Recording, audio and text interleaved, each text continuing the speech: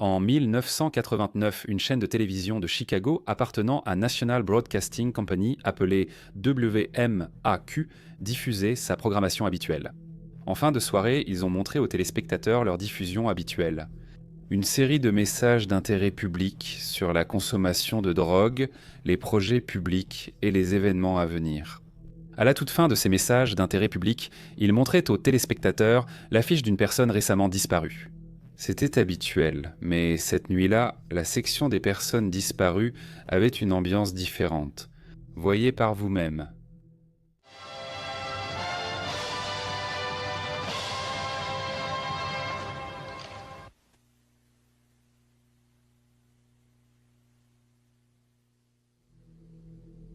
Cette image a été diffusée de façon inquiétante jusqu'au lendemain matin, et des années plus tard, elle reste troublante et déroutante pour ceux qui l'ont vue.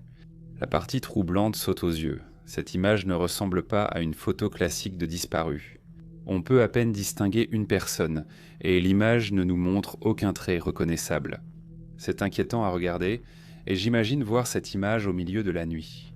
N'avoir rien d'autre qu'un bruit de fond statique aigu serait une expérience vraiment inquiétante. Cependant, ce qui rend cette affiche vraiment déroutante, c'est que, selon toute documentation officielle, Johanna Lopez sur cette photo n'existe pas. Je ne veux pas dire que Johanna est une personne inventée, je veux simplement dire cela. Aucune preuve n'indique qu'une personne de ce nom ait disparu à Chicago à la fin des années 80 ou 100.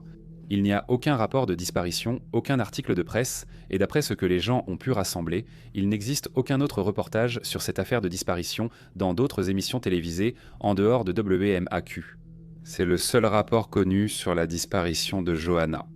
Heureusement, il y a eu un regain d'intérêt autour de cette affaire grâce à une vidéo réalisée par Blame It on George, où il a parlé de cette photo. De plus, il y a eu quelques subreddits différents qui ont exploré les détails de cette affaire. Et ils ont en fait rassemblé quelques détails qui nous donnent un peu plus de contexte sur qui Johanna pourrait être. Alors, voyons ce que les gens ont découvert jusqu'à présent, et voyons si nous pouvons trouver des réponses. Tout d'abord, regardons l'affiche elle-même. Tout ce que nous avons, c'est un nom, un numéro et une photographie qui nous montrent une personne absolument méconnaissable. Première information importante, le numéro. Un utilisateur de Reddit a retrouvé l'annonce liée à ce numéro. Et cela nous mène à la division jeunesse du département de police de Chicago. C'est en fait un détail important, car cela nous indique que Johanna avait presque certainement moins de 18 ans lorsque cette affiche a été diffusée. Un autre élément qui soutient cette théorie est la chaîne YouTube, qui a publié la vidéo originale. Il s'agit du musée de la télévision classique de Chicago qui a archivé ce reportage. Dans la description de la vidéo, ils expliquent dans les messages d'intérêt public et mentionnent brièvement à la fin que la photo manque. Alerte enfant. Diapositive. Johanna Lopez. Johanna était considérée comme une enfant par la chaîne, mais son âge exact n'a jamais été précisé. Comme vous pouvez facilement le constater, aucune autre information sur Johanna n'a été donnée. Et ce n'est pas courant.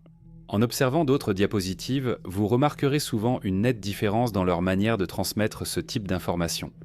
Voici un exemple de rapport similaire réalisé aussi dans les années 1980.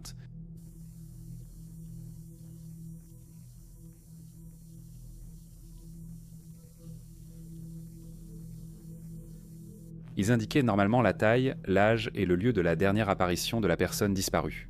Et surtout une image claire de la personne. Cette diapositive ne montre rien de tout cela. Sans l'annonce et la description de la vidéo, il serait impossible de savoir si Johanna est adulte ou mineure. Maintenant que nous avons établi que Johanna Estan est mineure, nous pouvons examiner la photo de plus près. Cela semble peu utile, mais un autre utilisateur sur Reddit a amélioré la photo et tenté d'y ajouter de la couleur. Voici le résultat. Même si l'image est floue, elle offre malgré tout quelques détails. Comme le fait que Johanna porte des lunettes et que cette personne est probablement une adolescente. Si Johanna était ado, cela soutient une théorie assez populaire.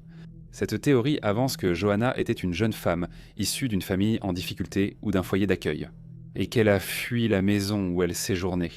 Si cela arrivait régulièrement, il serait logique qu'aucun signalement de disparition n'ait été fait. Si elle a été vite retrouvée, il serait logique que cette histoire soit restée inaperçue. Cependant, il y a un autre détail de cette histoire que j'ai délibérément laissé de côté jusqu'à présent, car il remet en question cette théorie. Ce détail, c'est le fait que cette émission n'était pas la seule fois où cette diapositive a été montrée. Comme je l'ai déjà dit, c'est la seule station connue à avoir jamais diffusé cette affiche. Ils l'ont diffusée 2 fois, en 1989, puis en 1991, 2 ans après. Comme vous le voyez, les photos sont identiques, mais l'image est légèrement plus nette. Ils n'ont montré cette diapositive que quelques secondes sans la diffuser toute la nuit. C'est un petit détail, mais cela nous indique qu'il y a une chance que Johanna ait pu être portée disparue pendant 2 ans, lors de la diffusion de la deuxième diapositive. Maintenant, il est tout à fait possible que Johanna se soit enfuie à 2 reprises et qu'ils aient simplement décidé d'utiliser la même image 2 fois. Mais cette deuxième diapositive ouvre vraiment la porte à de nombreuses possibilités. Concernant cette affaire, il est important de noter que les personnes impliquées ont fait preuve de diligence et fouillé de nombreuses archives pour toute information sur la disparition de Johanna. Des noms aussi des sites pour les sites comme Ancestry.com, le Chicago Tribune, les réseaux sociaux et d'autres médias ont été soigneusement examinés. Et même si quelques petits éléments ont été découverts ici et là, rien de vraiment substantiel n'a été révélé. Un utilisateur Reddit, Proud Evening Star, a partagé ce lien sur le fil menant au Doe Network, une base de données fartonnée de victimes d'homicides non identifiés. Cette page montre une jeune femme tuée à Chicago en mai 1994. Elle mesurait 1,80 m, pesait 54 kg et a été retrouvée dans une ruelle derrière South Champlain Avenue. Cette ruelle est à environ 18 km du siège de la police de Chicago, où mène aussi le code postal de l'annonce citée plus tôt. Le meurtrier a été arrêté et condamné, affirmant ne pas connaître le nom de la femme. Elle aurait été une prostituée qu'il avait engagée et ils n'ont jamais échangé de détails.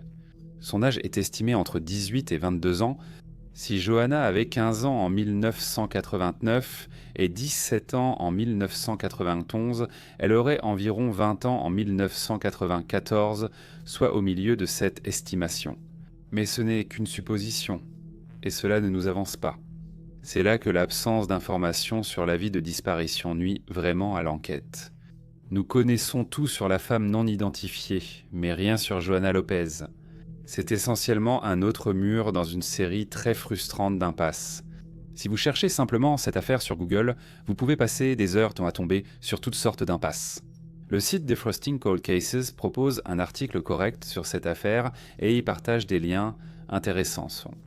Encore une fois, rien ne nous apporte d'informations vraiment utiles pour découvrir l'identité de Johanna. Concluons en nous penchant sur la théorie la plus populaire entourant cette affaire. Elle est la suivante. Johanna Lopez était une adolescente âgée de 13 à 15 ans en 1989. Comme mentionné plus tôt, il venait d'un foyer difficile ou d'une famille d'accueil. Elle était sans doute une fugueuse habituée, fuyant régulièrement son domicile.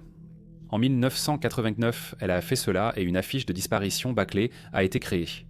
Une photocopie surexposée de l'affiche a été envoyée à la chaîne de télévision locale, qui l'a diffusée la nuit. Elle a soit été retrouvée relativement rapidement, ce qui explique qu'aucun rapport de disparition n'a jamais été créé, soit si un rapport a été fait, il a été protégé parce qu'elle était mineure. Le même incident s'est produit à nouveau 2 ans plus tard, en 1991, et ils ont simplement envoyé la même affiche au réseau ou ils ont simplement réutilisé celle qu'ils avaient déjà.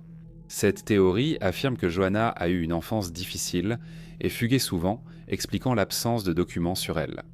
C'est la théorie la plus optimiste, car elle suppose qu'elle a été retrouvée et pourrait encore vivre aujourd'hui. Le seul avantage de manquer d'informations, c'est l'absence de rapport de décès lié à cette affaire. Dans l'ensemble, cette théorie est bien plus positive que l'alternative. Dernière chose, c'est Internet, que vous le croyez ou non, et 1989 n'était pas il y a 100 ans. Si vous regardez cette vidéo et viviez à Chicago à la fin des années 80 ou début 90, et que vous connaissiez une Johanna qui portait des lunettes, demandez-leur à propos de cette photo, même si elle ne s'appelle pas Johanna. Demandez simplement à vos anciens amis. Voyez si nous pouvons obtenir des réponses. Ce serait génial. Donnez-leur d'abord un peu de contexte, car envoyer cette photo sans explication risque de vous faire bloquer. Comme dit, partagez cette image et voyons si on peut obtenir des réponses. Et enfin, mettre un terme à l'affaire Johanna Lopez. Merci d'avoir regardé, je vous retrouve dans la prochaine vidéo.